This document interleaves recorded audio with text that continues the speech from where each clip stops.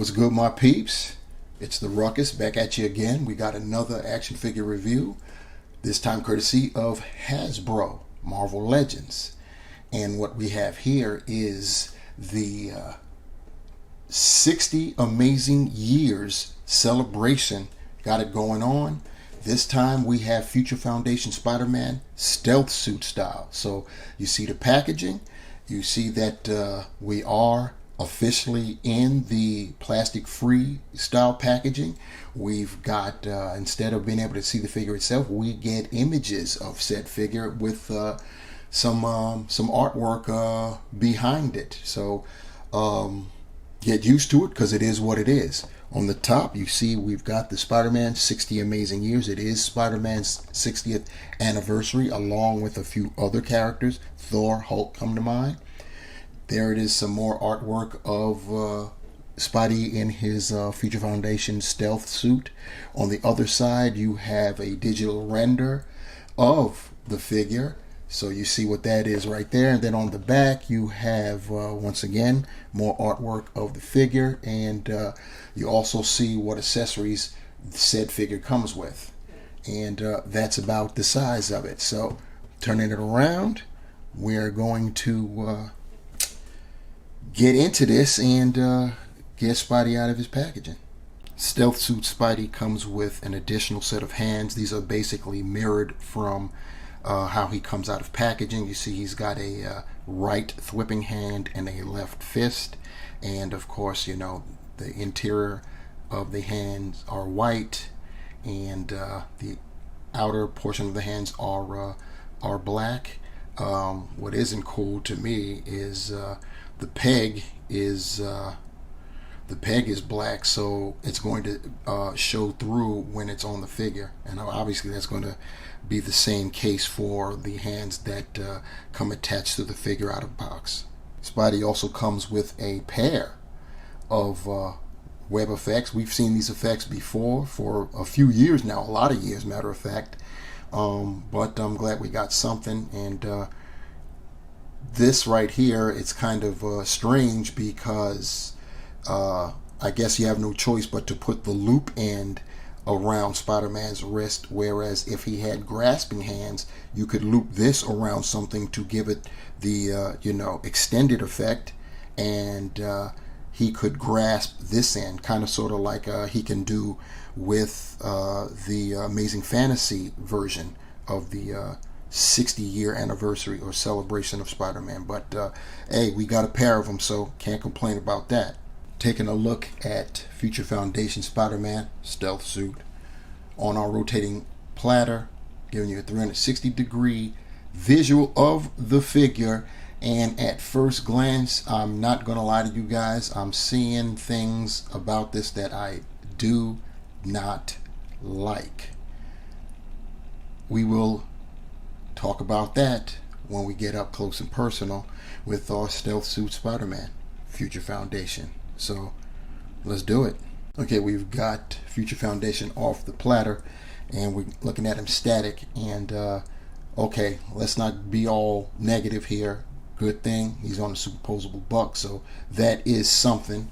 So we can get some pretty good poses out of this figure. But the issues are kind of sort of related to the superposable buck. What were the main issues? It was the pegs. Obviously, being pinned was an issue, and will always be, especially now that we've tasted what it's like to have pinless joints with our figures. But with Spider-Man especially, it was problematic because of his two-sided colors. The pins were only one color, so the opposite side of the arms or the legs would always be the wrong color where the pins were concerned. Well, that's the same thing with our Future Foundation Spider-Man, and we will see that when we get close up, which we're going to do now. So before we get to the main caveat of this figure, we'll start off with the head sculpt. You can see it's in black there, and molded in black, and the eyes painted white. Fortunately, my eyes are fine. If that is indeed paint, and not decals, but sometimes I can't tell. I can't lie to you, but if it is paint, it looks good. It almost looks like they gave it an additional coat, so that way no black is seeping out. As far as the rest of the white apps, looking at mine looks pretty good. Can't lie. Mine looks great, as a matter of fact. Looking there on the torso, the rib cage, I got a couple really small spots on my left side of my rib cage, but other than that, it looks pretty good. The spider logo is very well painted. As far as the shoulders and the arms, looking at the left arm, mine looks great. Same thing with the right. There's a little jaggy there on my right. Looking at the interior, here we go. This is what I'm talking about. We're pinned, and of course you can see the black. Why? Because they were molded black for the outside, so the inside has to suffer, just like with the superposable version of the figure. Same deal. Looks pretty good. And then of course what I was saying about the wrists, because the pegs for the wrists are painted black, you've got the white being you see the black there against the white there, so that's pretty inconsistent right there. So that's unfortunate. And there you go. Once again, it's the same deal.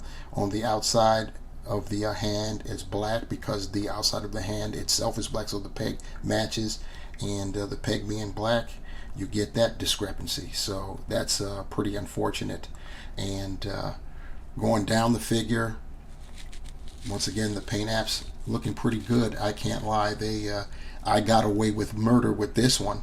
So yeah, that's pretty cool right there. And but then once again, looking at those pegs, this time in reverse, the outside of the legs are painted white, and that's what the pegs are going with. And so that means the inside of the legs suffer from the white, and that inconsistency, you want to know, I mean, we used to just deal with it because we thought it is what it is, and but now that we've seen the pinless technology, this stands out big time, you know. So it's hard to unsee now. So I don't understand why we couldn't have gotten that with this, the 60th anniversary. They're coming out with all kind of Spider-Man figures related in celebration of 60 years. You would think they'd give a little bit more TLC, and but they didn't. Here I can kind of sort of tell that we needed another coat of paint. I don't have black creeping through, but I can see that it's trying to, if that makes any sense. But other than that, it looks pretty good. You can kind of sort of see some of it trying to creep through down the front of the shin. But other than that, it looks pretty good. Where there's a boot cut, you can see the difference too. Let me get it back. I'm getting out of focus there. And yeah, but other than that, pretty good. The boots look pretty nice. So this is the superposable buck, but I'll go through the articulation anyway. Head is on a hinge, ball hinge, so you can look up that far. Pretty good. Look down that far. You don't get too much in the way of attitude. He can 360 it on that neck.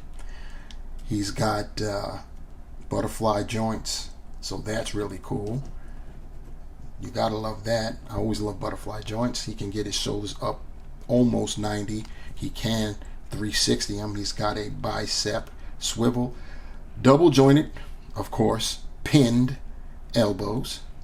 He's got wrist swivel, and they hinge horizontally. That's on both sides there.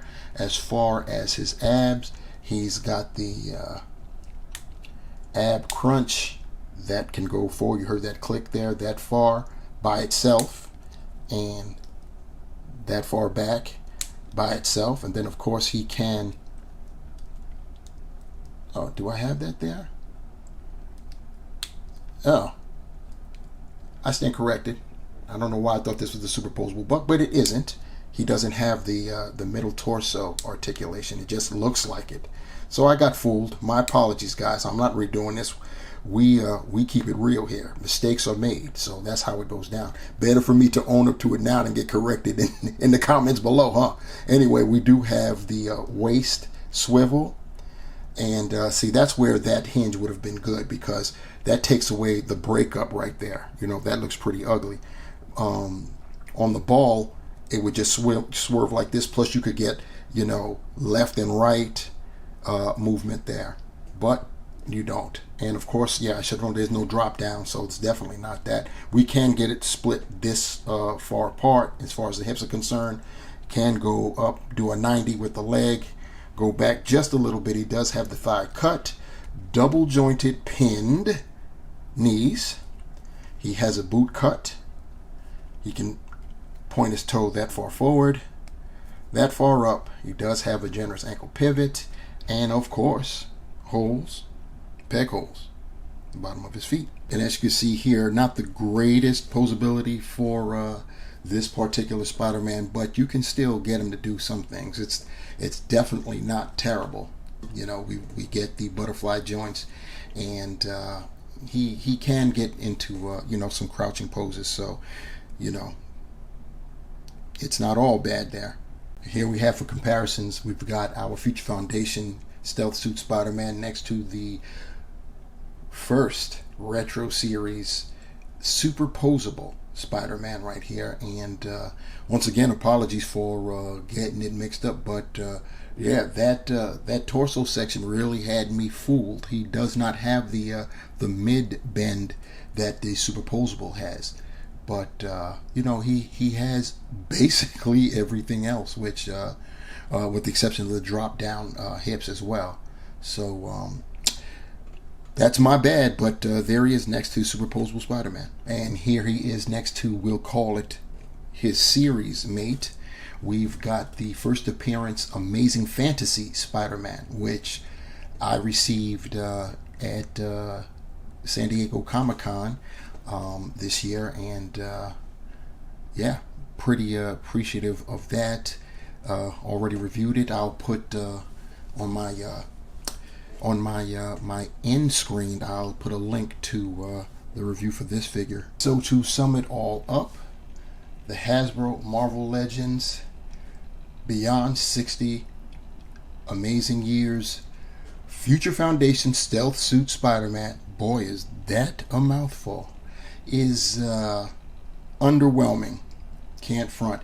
I will say that I got over big time. I had very nice paint apps.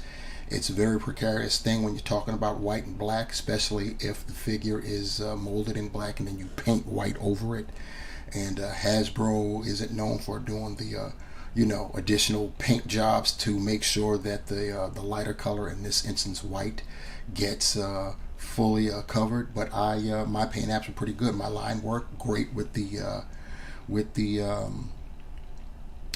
spider logo, so that worked out pretty well. And as far as the caveats, you already know those pins. At first, that they exist. Second, that same story when it comes to a Spider-Man figure. One colored pin going into a two colored part of the body. So you know, whatever part is the opposite of what color the pin is, it stands out. And it especially stands out now that we've been spoiled with pinless technology. So I don't know how that went down like that, but it did. This isn't the superposable Buck, but the Buck is decent enough to get him in decent poses. Another caveat I didn't mention during the course of the review was we could have done well to get a pair of wall crawling hands, but we did not. We just got a mirrored set of the hands you see here, and that's what that is. You can see also that I am not using the webbing effects that came with the figure. I'm using third party. Like I said, guys, third party effects, they are your friend. So looks good that way, doesn't it? So yeah, I suggest that you get on it, doggone it. Anyhow, that'll do it for this review for today. Please like, share, and subscribe to the channel. And give me your comments below, questions, concerns, critiques. I'm here for it. You know how we do. And you want to be notified for the next time I upload a video, hit that bell, smash that bell, and you will be notified. So on behalf of Future Foundation Stealth Suit Spider-Man, 60 Amazing Years, Hasbro, Marvel Legends, I am the Ruck Nest Monster, Big Ruck D's, the Ruck is humming, coming at you, saying, remember, the hunt continues, and I'm out. Peace.